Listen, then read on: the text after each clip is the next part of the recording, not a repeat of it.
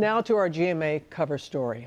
Aly Raisman was one of those brave young women who just testified on Capitol Hill yesterday, the gold medalist's astonishing speech before Congress, calling attention to the FBI's handling of the Larry Nassar sexual abuse case. And Aly is good enough to join us live right now. Let me just say how proud we are of you, all four of you. Thank you for your bravery and for speaking out as you did. Can you just take us into the hearing room and let us know the emotions that you felt?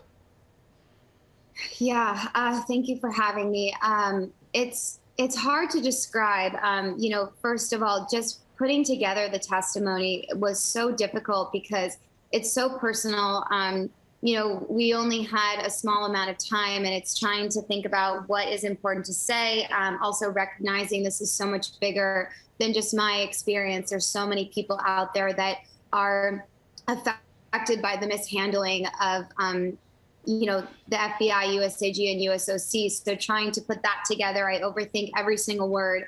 And so I went last for the testimony, and in listening to Simone, Maggie, and McKayla, I am so proud of them and support them so much. But because I am so close to them and they are my dear friends, it was really hard to listen to them because I care about them so much. And then I was nervous, obviously, to go. And I think in the beginning of the speech, I felt really scared because it is really intimidating. And, I wanted to say the right things. I put pressure on myself. I hope that this is the day that somebody listens to us and somebody investigates into what happened, because we've been actually saying the same thing for years, but not much has happened. So what do you hope that the nation took away from your testimony, and that of Simone, McKayla, and Maggie? Yeah, I really hope that people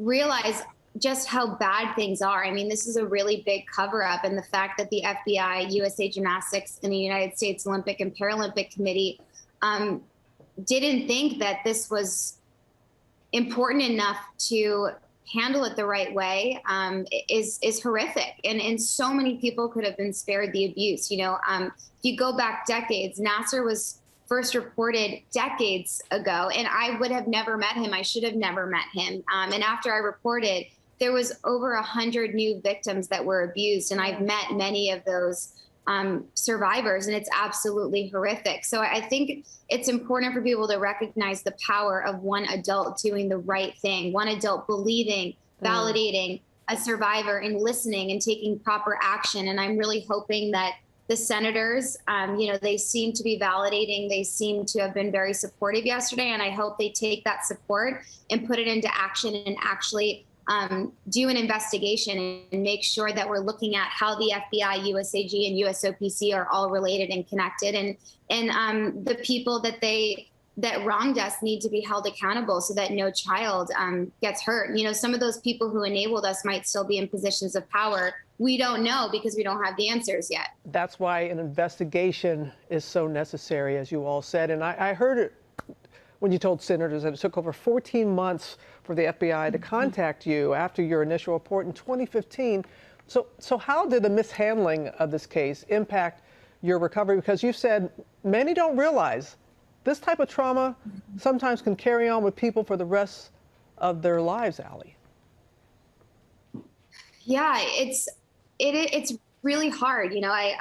It takes everything I have, and I wanted to mention yesterday that, while I may look like I have it together, I'm not crying. It takes everything I have to do that. I'm sure if people saw me behind closed doors this weekend, I definitely don't look like the same person that they saw in that room. It's really, really hard, and it's really affected me. I feel like it actually honestly affects me more than it did a few years ago, where I feel really nauseous, where I get really lightheaded, where I get really bad migraines now. I mean, to be honest, I haven't really been able to work out in years. I went from working out 7 hours some days to not really even being able to work out at all, because that's how much processing my abuse has impacted me. There was a long time where I couldn't even stand up in the shower because it took everything out of me. And every time I speak out about it, it's reliving it. And it's also recognizing I recognize that most survivors don't have the opportunity to come on Good Morning America. And I'm very grateful that I do get to come on, but I take that responsibility very seriously, is that a lot of survivors don't get the support and the validation. Like, I recognize that the four of us yesterday, it's very unusual that all the senators are saying they support us and they believe us. I recognize that's not usual. And so I take that, I'm very grateful for that. But so I think about other survivors, for the survivors that don't feel validated and believed. I'm affected by it so much, and I feel so supported by our country, and I'm so grateful for that. But I think about the other survivors, the little boy, the little girl at home that is abused in their family, and they are told that their abuse doesn't matter, or they're making it up. And I am fighting for that person because I know that this is so much bigger than me. You are so well spoken.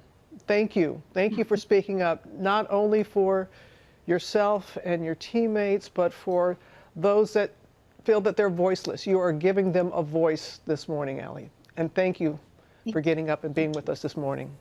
You take care. Thank you. Thank you for All our having me. best. Well, hey there, GMA fans. Robin Roberts here. Thanks for checking out our YouTube channel. Lots of great stuff here. So go on, click the subscribe button right over here to get more of awesome videos and content from GMA every day, anytime.